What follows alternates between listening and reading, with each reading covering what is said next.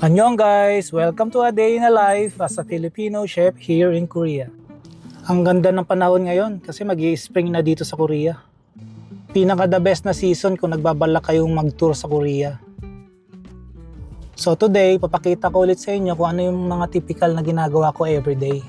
So everyday, pagkatapos mag-change ng outfit, unang-unang ko talagang ginagawa is gumawa ng tinapay. Ang lakas kasi nilang kumain ng tinapay, parang ito yung kanin nila. May katagalan kasing gawin to kaya ito talaga yung unang routine ko sa umaga.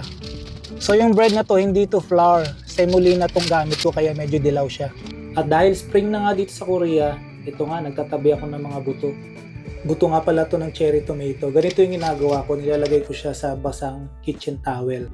Tapos ini-ziplock ko lang, tapos mga ilang days tumutubo na yung buto na yan.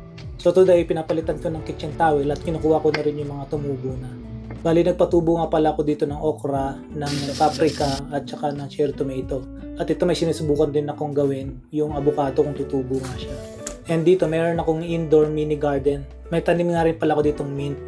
At ito nga pinapropagate ko na siya para mas dumami siya lalo.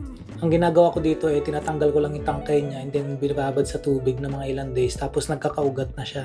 After magkaugat, ready na rin itanim yan. Actually, mas marami akong tinatanim na mint kasi ginagawa kong mint tea yan kapag winter. At ito nga yung mga okrang tumubo na, nilalagay ko na dito para tumubo na siya. For now, nilalagay ko siya sa may paper cup para kapag lumaki na siya, tsaka ko siya ililipat, madali na siyang ilipat. Lalagay ko siya dun sa may garden. Nilalagyan ko lang ng mga label tapos okay na. And then magla-lunch na kaya hinahanda ko na rin yung lunch ng aking amo. Today, papakainin ko lang siya ng soup at saka ng sandwich. Ang gagawin ko today ay tuna sandwich.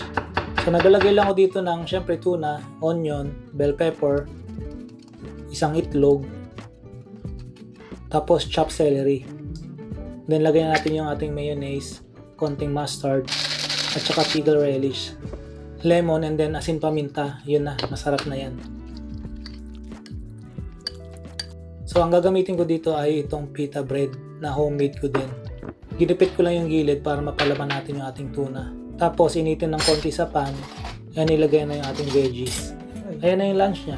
At para naman sa lunch ko, nagprito lang ako nitong tofu. At saka mag-i-steam lang ako nitong vegetables.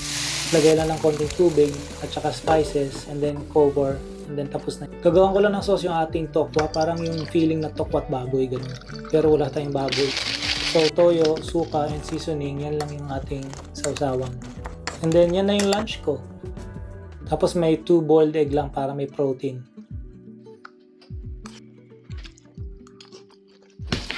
At 3 PM na nga kaya isasalang ko na sa oven itong tinapay.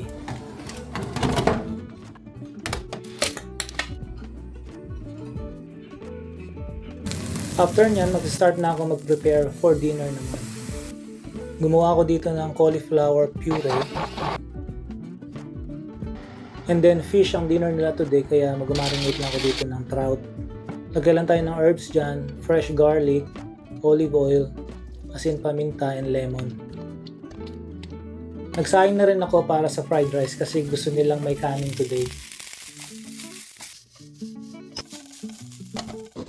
And then kapag malamig na yung bread, hiwain ko na yan. Tingnan nyo naman, super lambot.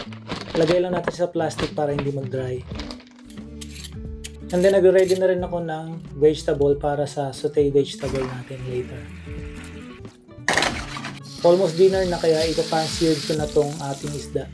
At yung sauce niya, dyan na rin galing sa pinagprituhan. And then ipi-plating ko na, ito na yung ating cauliflower puree, and then yung ating trout, and then yung sautéed vegetables. Prepare ko na lahat yan para pagkakain na silang dinner, sila na lang mag-iinit niya.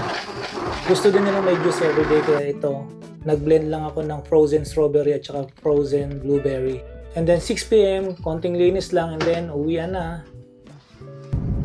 Bali almost 2 hours nga pala yung drive ko pauwi ng bahay. At hindi pa natapos yung araw ko dyan kasi pagdating ko, eto at gumagawa naman ako ng content para sa aking YouTube channel. And for my content today, itong Korean food na jjajangmyeon. Kung gusto niyo yung recipe nito, punta na lang kayo sa YouTube channel ko. Matagal-tagal na rin pala ako nag-YouTube kaya may mga 200,000 plus na rin akong subscriber. At dito na nga natapos yung araw ko. Thank you for watching. Annyeong!